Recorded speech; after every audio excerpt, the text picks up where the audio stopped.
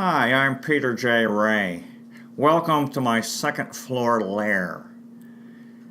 Today's topic is Resalest Remarkable Books number 12. Thanks for joining us. The first book today is The Old Neighborhood by Avery Corman, published in 1980. Now, Avery Corman was from the Bronx in New York City, and his neighborhood was very close-knit and had it was a nice community, had different establishments and a sense of community, of belonging to a community. People knew each other, and it was very nice. They had the grocery store and the drugstore where you could have your milkshake or malted milkshake, and these small stores, the hardware store, the flower store, and the butcher shop, and so forth. Anyway, the author Avery Corman, this is a novel, but I think it's based on his experiences, and it's about a character who goes away from his town, from his community, and then has his problems and comes back to the old neighborhood, and apparently it still had a pretty good sense of community, and so he found a sense of comfort, and this helped him as he reconnecting with his roots. So I think this is a very nice book, very nice, and it's a nice topic, going home, and hopefully if you have a community where you're from.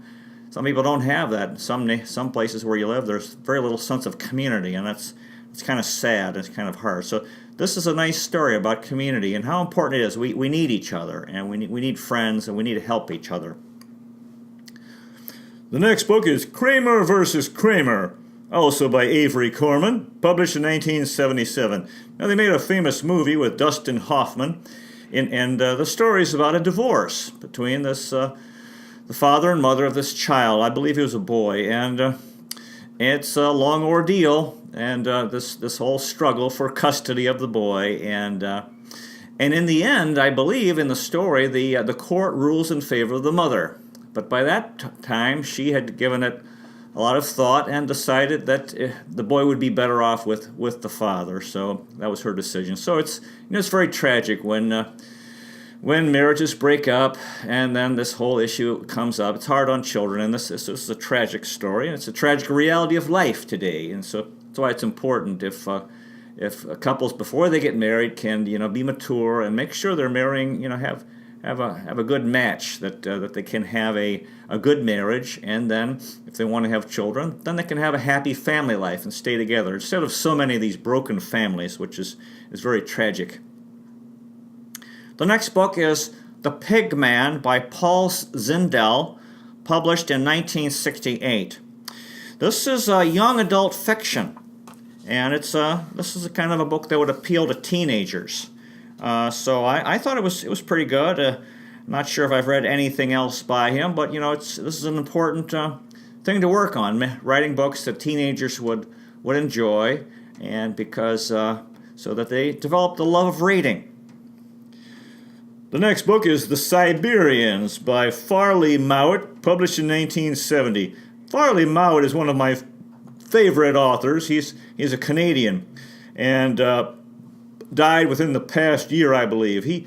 As a young man, he went off to the Second World War in Europe and was traumatized. He saw so much death and destruction and tragedy and the very noisy and difficult situation. So when he came home to Canada after the war, he wanted to get away from city life, from so many people, and from civilization, you could say, and all the noises of city life. And he spent the rest of his life living in the remote parts of Canada, and writing wonderful books about these places, about the people. Generally, on the East Coast, it would be these fishermen living in kind of remote areas, and then in the far north, among the Native American Indians.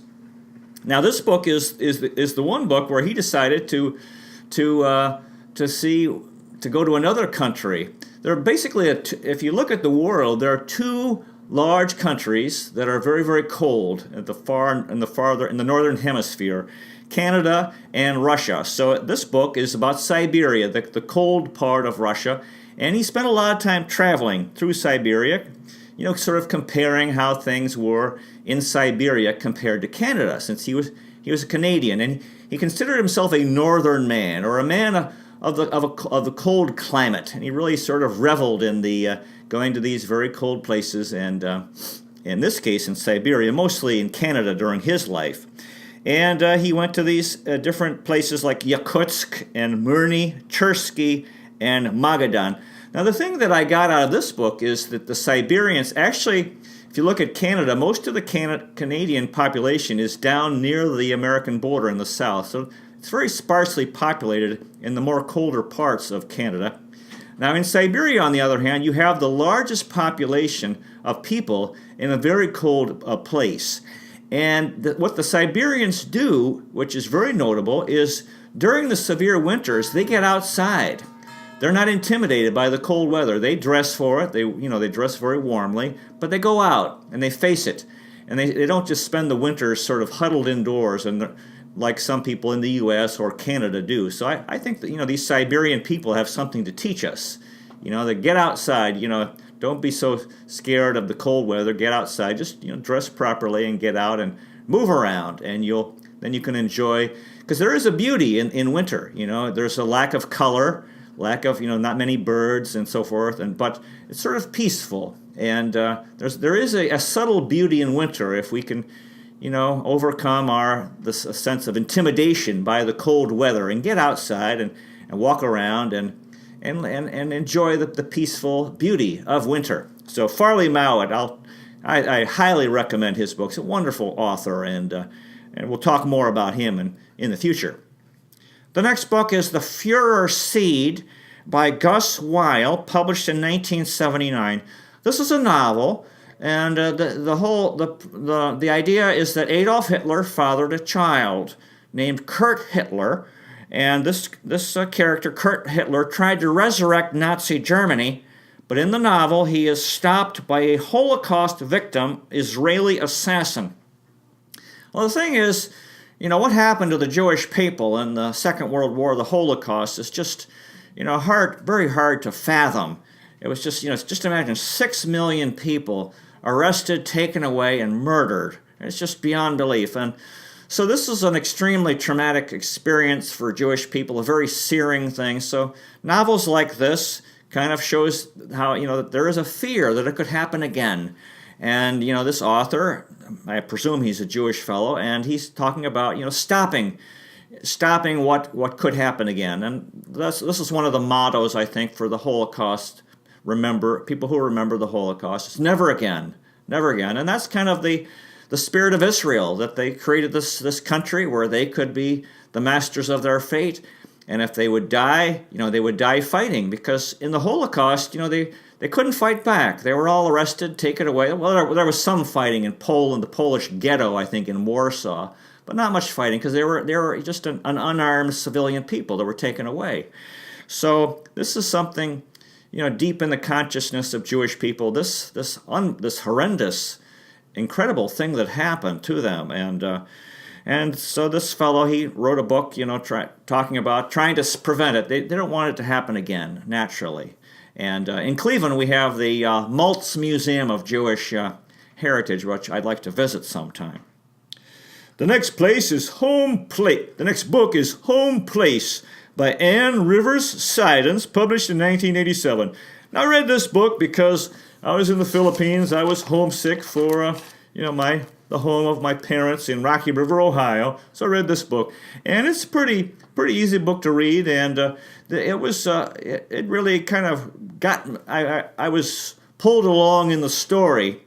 The main character is a woman named Mike. I don't know what that derives from, Michaela perhaps. And anyway, she's betrayed by men in the story, and actually eventually got to the point there was she was betrayed too many times. So this would definitely appeal to feminists or women who are angry at men and the things that men have done to them.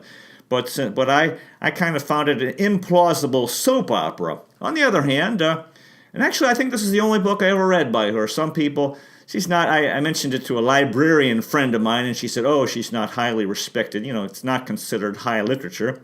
And I believe she's still writing, and it wouldn't hurt to read another one of Ann Rivers Siddons' books, because it was well written. The next book is Icebreaker by John Gardner, published in 1983. Now, as we mentioned in a previous video, Ian Fleming is the creator of James Bond. Of course, he passed away at a fairly young age, and then this John Gardner, I believe, was the first, and there have been at least one other author who wrote more James Bond books. So this is a James Bond novel, not written by Ian Fleming, but John Gardner. And the setting is the Arctic Ocean and Finland and the Soviet Union. So it's definitely this maybe would appeal to Farley Mowat. The setting is very cold, and so it's interesting how, just imagine that they've made so many James Bond movies, and as long as they keep writing new books, there's going to be more, because the original Ian Fleming novels, I believe they've already made movies on. The next book is Toby Tyler, or 10 Weeks with a Circus, by James Otis, published in 1881. Now, this is a wonderful book.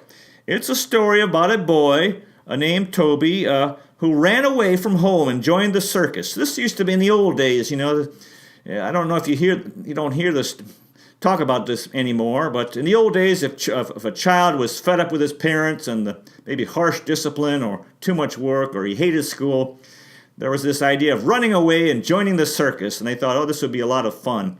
And of course, the reality is very different, because in this story, he has a tough time. It's not all fun and games. If you watch the circus, you watch the show, oh, this is a lot of fun, but there's a lot of work involved in a circus.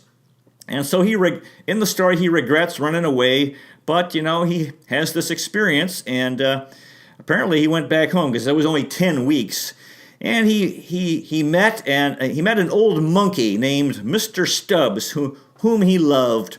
And he also made other friends, namely the Skeleton Man and the Fat Lady. So this is a fine novel, fine story. It reminds me also of in the old days when children would skip school. They call it playing hooky, and they used to go fishing in the old days. But I don't think they do that anymore, because I guess they find other things to do. The next book is The Kennedy Women by Laurence Leamer, published in 1995. The Kennedy family, I've read many books about them, a famous family, John F. Kennedy and Robert and Ted and so forth. And, these three brothers get almost all the attention. So this Laurence Leamer decided to write a book about the women. The mother, Rose, who had all these, she's the matriarch of the family, and then her daughters. She had Rosemary, who was the one who was mentally ill, very tragic. She had a lobotomy performed on her. Very tragic. In fact, the man who invented the lobotomy, they thought it was a great breakthrough for mental health, and he received the Nobel Prize in Medicine. And that was before they realized that lobotomies were just terrible things that really destroyed a person's brain, because this Rosemary Kennedy, she was mentally ill, but still, she was basically a human being, a regular human being, a little bit had her problems, maybe emotional problems and so forth. But after the lobotomy was performed, her brain was just ruined, and she was a vegetable. She was a shell. It was a very, very tragic thing. In fact, this was really the first tragedy in the family. And then another daughter, I think her name was Kathleen, who died in England in an airplane crash. So her life was cut short. But then the other three, Eunice, Pat, and Jean. Eunice is actually, you could say, was the most successful, because she created the Special Olympics, which is a wonderful thing for people with disabilities, for these mentally challenged children and so forth, to come and compete and be able to accomplish something and get some attention and get some positive feedback. The Special Olympics, a wonderful organization. And then Pat, or Patricia, who married, of course, Peter Lawford. We talked about that, the famous movie star. And then Jean, who became, I believe, the U.S. ambassador to Ireland. So this tells you about the women in the Kennedy family who haven't gotten enough attention over the years. The next book is The Mysterious Island by Jules Verne, published in 1870.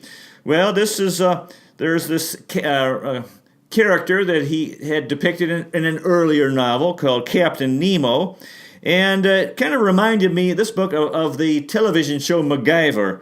And I wrote in my diary that the information might be useful if civilization collapses, because in the story, this character's on an island and he has to make do with what's there. So there's a lot of practical things about how you could make things out of the earth and different plants and wood and so forth, and stones and so forth. So that's what this is all about. Another Jules Verne novel. The next book is Pretty Boy Floyd by Larry McMurtry and Diana Ossana, published in 1994. My father used to, he grew up in the 20s and 30s, and back then there were these gangsters that kind of captured the public imagination and were, in a way, were almost considered heroes, like Bonnie and Clyde, John Dillinger, Babyface Nelson, Ma Barker, and so forth. And my father had fond memories of these gangsters who the public would follow and the police were chasing after them. And I think this Pretty Boy Floyd was the most endearing. His first name was Charlie.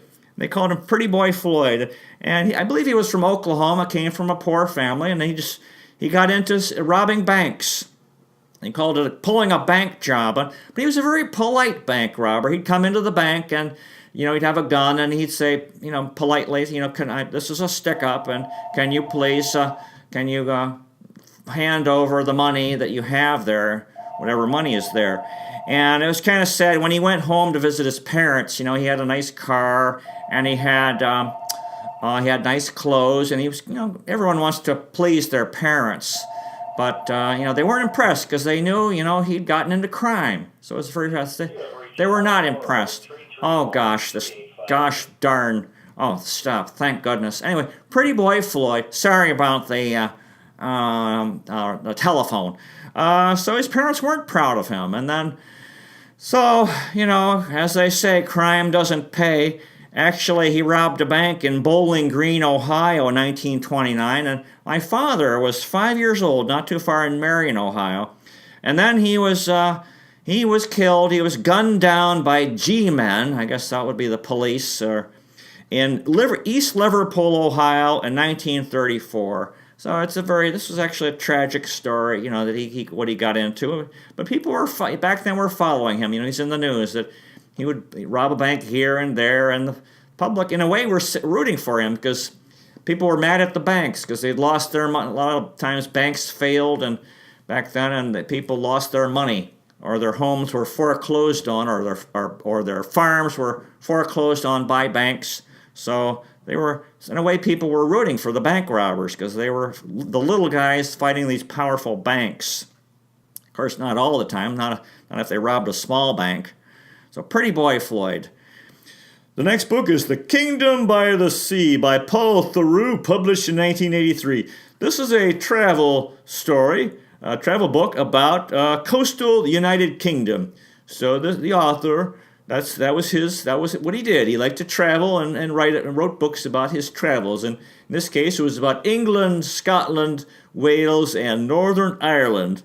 And so it's a good book, and especially I enjoyed the part about Northern Scotland, which appeared to be otherworldly. And my family name is Ray, so Ray's a Scottish name, so that's where my ancestors came from, at least from the Ray side. And so this is and then there's the Shetland Islands in the far north of Scotland, and where actually. In Frankenstein, the novel Frankenstein, Victor Frankenstein was building a female monster in the Shetland Islands. He picked an area that was very remote, so that people wouldn't know what he was doing, and so that's it. The Kingdom by the Sea, a fine travel book by Paul Theroux.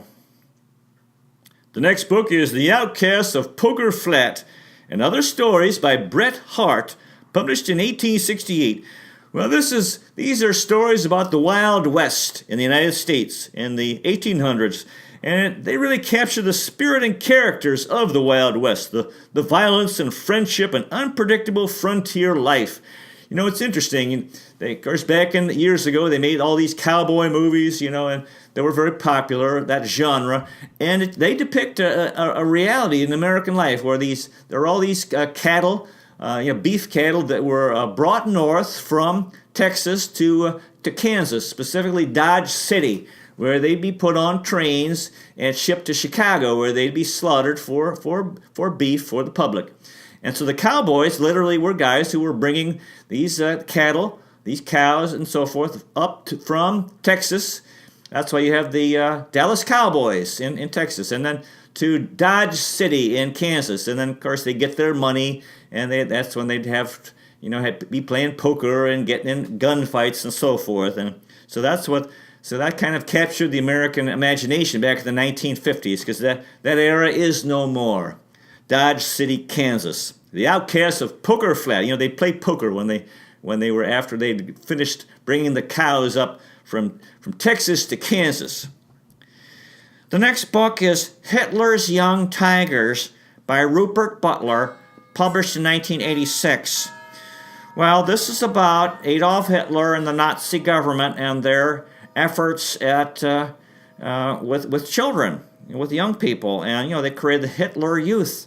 It was kind of like Boy Scouts, except they were also getting this very evil propaganda, and they were being corrupted. They were being taught that Germans were superior to everyone else, and it's very racist and so forth. So it's very terrible what they did. And I thought the interesting part was at the end of the war, there was a youth rebellion, a German youth rebellion against Hitler and against the Nazi government in Berlin. And there was graffiti written in Berlin by these young people against Hitler and the Nazis. And of course, they were very hard on them. So many of the young people died, and the rebels were caught and killed. So it's a very sad story. The corruption of the young Germans by the Nazi government before and during the Second World War. The next book is King Rat by James Clavell, published in 1962. James Clavell wrote these long historical novels set in Asia, and I think this is probably my favorite one. It's a historical novel set during the Second World War, I believe in Singapore, and it's a prisoner of war camp that has Australians, British fellows, and Americans. And it's basically about their world, the community in this prison camp.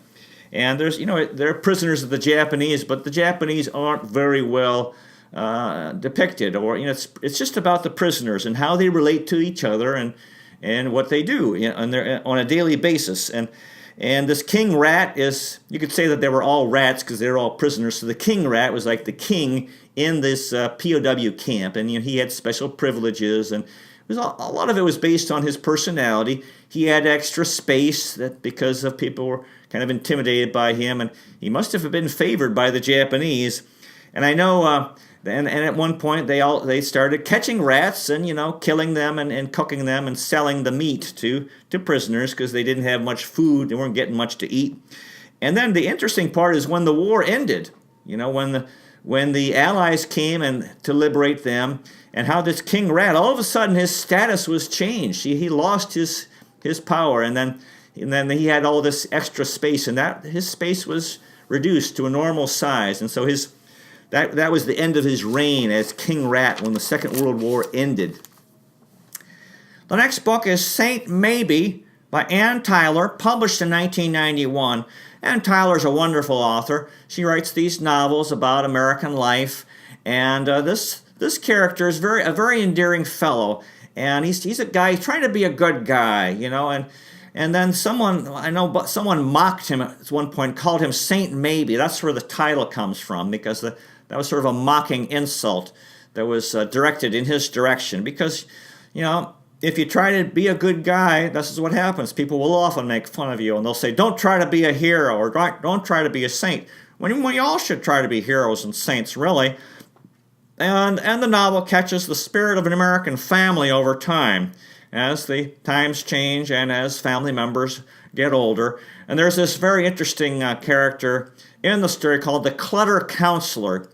the United States became a land of prosperity in the 1940s, 50s, and 60s and 70s. And that meant Americans had money and they were buying all kinds of things. And they had these homes that they would fill up with too many things. And this was kind of appropriate because I used to come visit. And my own mother had this problem with too much stuff in the house. And she continually fretted about her stuff and having too much and what she would do with it and how she could get rid of it and whether it's stuff she'd want to give away or she didn't want to throw stuff away. And anyway, this clutter counselor was someone to come in and who would be paid. You'd pay them to help you to reduce the amount of things in your home, to maybe bring things to recycling or bring things to donate to Goodwill or some place that would accept used clothing and so forth, and to throw stuff out. So anyway, I really should read more of Ann Tyler's books. I find them very nice, very very nice novels.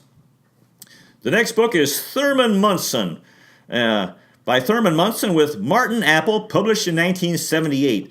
Thurman Munson was a star baseball player on the New York Yankees in the 1970s, and he was involved in those two teams that won championships, I believe in 1977 and 78. So, and he writes about the guys on the team. Mickey Rivers, the funny guy who played center field, who was very fast, could run. Roy White, who was kind of quiet and just did his job, was a good ball player, but not very flashy. Lou Piniella, who was very outgoing, and he could hit, and went on to have quite a career as a manager. Chris Chambliss, who played for Cleveland and was hit the home run that put the Yankees in the World Series in 1976, and had trouble getting around the bases because the fans swarmed the field, and by the time he got to second base, the second base was gone, and he had trouble. He was afraid for his life trying to make it to the dugout where this mass of Yankee fans were on the field. And then Greg Nettles, who was the third baseman, also played for Cleveland and later San Diego. He had power, and he was a funny guy. Reggie Jackson, of course, who was the super duper star, won 3 championships with the Oakland A's, and he was a big home run hitter. And they had a Reggie bar, candy bar for him, and then Billy Martin, who was the manager, who was very troubled and very talented, very talented fellow, but he tended to get in fights and he had a drinking problem. And then George Steinbrenner, the owner, who was very interesting and also outspoken and forceful, and they would have this interesting triangle between Reggie Jackson, Billy Martin, and George Steinbrenner. So anyway, and sadly, Thurman Munson died the following year. He was from Akron, Ohio, and he was killed. He had an airplane, and he died in an airplane crash. So he was a tremendous catcher for the New York Yankees. The next book is The Blockade Runners by Jules Verne, published around 1865. This is a short novel or novelette, about 50 pages long, from the Jules Verne Omnibus, which I borrowed from my father's friend Wayne Duff, and it's a story set during the U.S. Civil War. In the South had slaves, and they were growing cotton, and they were making a lot of money. Cotton was was like petroleum today. Cotton was the most valuable natural resource because it was the main product or the main item used in the biggest business in the world, namely textile production. Cloth, the manufacture of cloth, was the biggest business in the world, and that's what made Great Britain such a powerful, wealthy country. But they needed cotton as the raw material. Now, during the war, the North was trying to win the war and keep the United States one country, so there was a blockade. They were trying to stop this cotton from leaving the South, so the South wouldn't have money to fight the war. And then the British, of course, really needed this cotton, so they were still trying to get this trade. And this is what this story is about, is these so-called blockade runners who were trying to get cotton out of the South to these British ships and in exchange for a British payment. So it's another fine Jules Verne novel. Well, it appears that we are about out of time, and I thank you very much for being with me today. And live long and prosper, and vaya con Dios, hasta la vista, hasta luego. And I'll see you next time.